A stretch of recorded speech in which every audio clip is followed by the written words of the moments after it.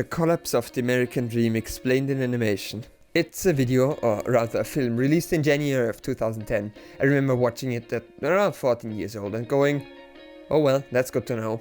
Lately I watched it again and I'm afraid we're gonna have to talk about it because there's a lot of wrong stuff in this. We are gonna go through the entire thing and say where it's right, where it's wrong, and where it spreads antisemitic conspiracies from the 1850s. Yeah, it has those. Anyways, you've probably seen it. It has roughly 9 million views and a 94% approval rating. It seems people are taking this seriously, so let's have a look at it. The story follows a man named Pyle who just moved into a new property. To buy it, he took out a loan at the bank. Unfortunately, he can't pay back his mortgage and the bank forecloses his property. This is supposed to resonate with the viewers. In 2008, during the mortgage crisis, many people lost everything they had. Those people are supposed to identify with Pyle. Anyways, he wonders how this happened just as his friend named Hardman teleports next to him with a time machine. Or I guess he time travels next to him?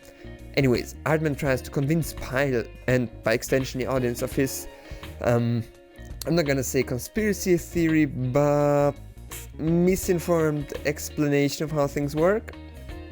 Okay, yeah, it's a conspiracy theory. Anyways, Hardman shows that the bank that borrowed Pyle the money did it to make a profit of interest. To make more profit, they offered more and more loans to people with worse and worse credit. To be able to make even more money, they get money from the Fed. The banks even divert to credit cards to give people the ability to loan even more money even more easily. So far, there's nothing factually wrong here, and it's just a surface level explanation of the financial sector and the way the mortgage crisis began.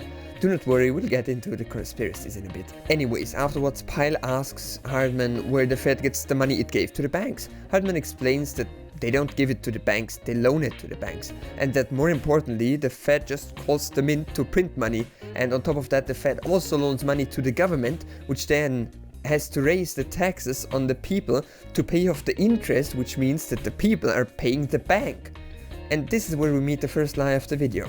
Hardman says that it's unconstitutional for the Fed to control the printing of the money since it's a private company. He says that it's outrageous that the private company like that could call up the mint to print money, then loan it to the government and demand that they pay interest on the money they just printed. And he's right, it would be outrageous if a private organization made money that way. It would be, if it was true, but it isn't. The Fed isn't a private bank. It's owned by the federal government of the United States. The chairman, along with the 12 members of the board of directors, are appointed directly by the president. On top of that, all the profit the Fed makes goes directly to the Department of Treasury. So the profit made off the interest the government has to pay goes to the government. Meaning that when Hardman says that the government uses taxes to pay interest to some private mastermind bank owner, he's lying. Let's continue with the video. After Pyle says that he doesn't see why it's a big deal, much like you should, now that you know that Hardman just made up a conspiracy and tried to convince us to believe it, Hardman just calls him ignorant. And they travel to the 10th century and witness the invention of money. Of course, money is 6,000 years older than that, but looking at how they invent paper money and the printing press in the same scene, I'm going to ignore the historical inaccuracies. Hardman explains that money is just something used to make trade easier, since everyone agrees that gold has value.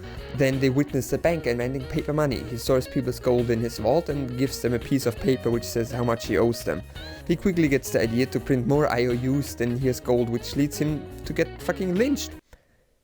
Yeah, that was my reaction as well. They return to the current time and Hardman explains that man had found a way to turn worthless paper into gold and that this was the birth of a monster. The monster is represented with a red shield. We will get into why in a bit. Then Hardman explains that the banks only have to keep a fraction of the money someone deposited.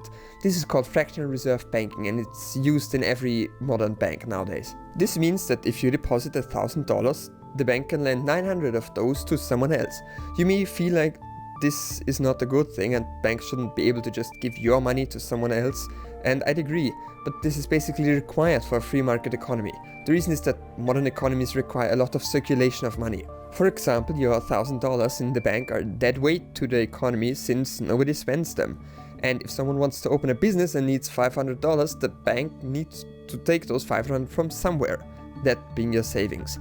The reason I explain this isn't because I like it or because I think it should be this way, but because the video gets it completely wrong. Hartman explains that it's more powerful than the nuclear bomb in its ability to completely and utterly destroy a nation who is subjected to its perversion.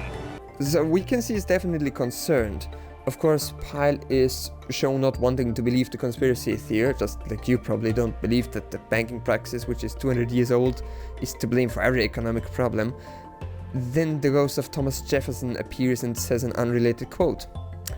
Yeah, the video is a little random. Then they take the ghost's horse and ride to the past. They appear at Waterloo, which prompts this conversation. Hey, is that the same people? Rich banker men from Germany flying under the banner of the Red Shield. They finance both sides of the war. The monsters they're funding both sides of the war are supposed to be the Rothschild family, as Hartman says. They are rich bankers from Germany. They see a carrier riding past them, and this is where we hear this. He beat everyone back with the news of the war and told England that Napoleon won. The Red Shield bankers of London pretended that England was doomed and started selling their English stocks. The English went into a selling frenzy to get rid of worthless English money. But the English won, right? Of course they won, but it was a trick by Red Shield. They waited until the stocks plummeted to pennies and then bought England back for nearly nothing. What? They did that? How? When the English leaders found out, they had no choice but to give themselves over to the Red Shield. Their money was gone and they were slaves to the Red Shield war debt. Since that time, the English have been paying their national taxes directly to the Red Shield private bankers. The people have no idea. This is a lie. To be more exact, it's an antisemitic conspiracy theory made up by a French antisemitic newspaper in the 1850s. The Red Shield family did not buy out the nation, they didn't trick people into selling stock, they didn't fund any side of the war, they merely lended money to the government, as rich bankers tend to do, and the English public does not pay money into the hands of the Rothschild Bank. This is a lie designed to make it seem like there's some giant conspiracy of those evil rich Jews to manipulate the most powerful nation on earth without anyone noticing. A classical, the elites are controlling us, conspiracy theory. Then they go to America. Hartman says that the Red Shield banks are here, Pyle, seeking a way to conquer our American dream. The dream you have, Pyle. The dream of free men. Further confirming that he blames his Jewish family for the death of the American dream. He says that they tried to take the American dream, but the founding fathers supposedly knew how evil the banks were and tried to stop them. As proof, we get this part of a speech by Thomas Jefferson. To preserve our independence, we must not let our rulers load us with perpetual debt. We must make our choice between economy and liberty or profusion and servitude. I place economy among the first and most important of Republican virtues, and public debt is the greatest of the dangers to be feared. It is incumbent on every generation to pay its own debts as it goes. Now, he's talking about public debt, which has nothing to do with banks. So the maker of the video just adds this guy to make a comment and manipulate what the quote is about. It is incumbent on every generation to pay its own debts as it goes. We must have a central bank to secure this country's finances. This way he gets away with taking a real quote completely out of context for manipulation. You saw how Jefferson talked about debt, while the bankers advocated for a central bank, which is a completely different topic. This whole scene is made to be manipulative and make it seem like the founding fathers also knew about the giant bankers conspiracy theory, of which Hartman tries to convince you. The video then shows Andrew Jackson fighting the banks and winning, supposedly showing how he also knew about the conspiracy. What really happened was that he didn't like the government-run central bank, so he privatized it, giving it from the people who paid for it with their taxes to a bunch of private businessmen. Apparently that's a win for the people. Then the video lies about what his last words were, for some reason. Then Hartman says this. And with real money backed with real gold, our country experienced the greatest boom in any nation's history. Oh, it was beautiful, pal. This is a loop back to what the video was about before. The central claim is that when the dollar was backed with gold, that was good for the economy, somehow. Then he claims that the evil bankers had a meeting which was so secretive, so concealed from government and public knowledge that the 10 attendees used code names. Which is a lie. But it was a very secret meeting, the government was well aware of it.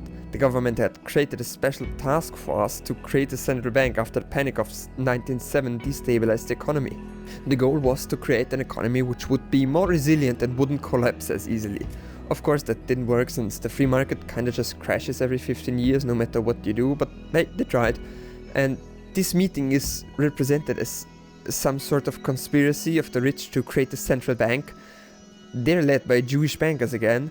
There is no basis in reality for this. Yes, most of the people shown to attend the meeting in this video actually did that in reality. The only difference is that they added the Rothschild family for some reason and took out the government representatives. I suppose if they showed that the government was present at the meeting and caused it, then it would be a lot harder to convince people that this is somehow a Jewish-led conspiracy. He then calls the act treasonous and pretends that it was handed to the president in some secret fashion without the knowledge of the Senate, but that's made up since the Senate approved it beforehand. That's how lawmaking in the US works. Again, this line is designed to make it seem like there's some conspiracy of people secretly working together to create the bank or the elite for profit. And here is where we hear the last piece of truth in the video. The Fed now has the exclusive power to print America's money. They loan this money to our banks and our government at interest, putting immediate debt on our own money, printing more and more, so each dollar they print becomes worth less than the one before.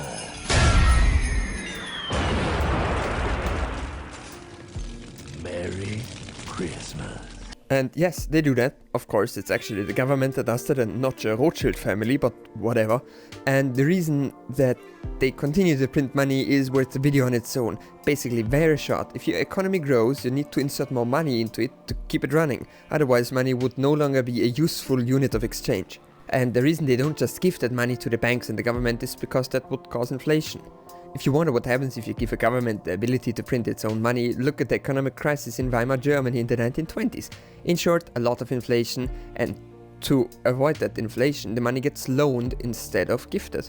So this part isn't a lie, but a dangerous misconception. Hartman explains something very basic about the way banks around the world work and pretends that it's some evil plot by Jewish family to control the masses. Then Hartman claims that the taxes paid by US citizens go to the Fed instead of the government and calls it It's the greatest theft in human history. Which we already disproved. Remember, all profit by the Fed goes directly to the government of the United States. Then they travel back in time and buy some stuff. This is to showcase inflation, but it's not worth debunking. He then says, the higher the inflation, the more of your money they take. Which isn't true. A 10% tax rate is 10% no matter how much money you have, whether your stuff is worth $10 or $1,000. It doesn't matter, you still pay 10% of that value as tax. So that's an argument which doesn't make any sense. Then we see this. For we are opposed around the world by a monolithic and ruthless conspiracy that relies primarily on covert means for expanding its sphere of influence. So apparently JFK knew about the conspiracy. He wanted to save us from those evil Jewish bankers. Hartman explains that This is the last president to stand up to the Fed. You must see. On June 4, 1963, President Kennedy signed Executive Order 11110. This executive order empowered the U.S. Treasury to issue real money without the Fed. It would have worked. Kennedy's plan to dismantle the Federal Reserve machine had begun. 6 months later, John F. Kennedy went to Dallas and never returned. oh my god, the bankers killed JFK! Why doesn't everyone know about this? Because it's not true. For a start, Kennedy wasn't talking about banks or some conspiracy in that clip. He was talking about the Soviet Union, because of course he was. And the executive order wasn't some attempt at defeating a conspiracy. It was a tool of the Treasury to be able to print its own money, which, as I mentioned before, is incredibly dangerous for the economy. And I hope I don't have to explain that the banks are not to blame for Kennedy's assassination. Then he says some more conspiracy nonsense about the secret powers behind the Fed, which results in a battle based on a 2006 movie named 300. He pretends that he and the few who know the truth are fighting a noble battle, and then the video ends with Hartman killing a US Minister of Finance and yelling, "This is America!" Then we hear some metal music and the video ends.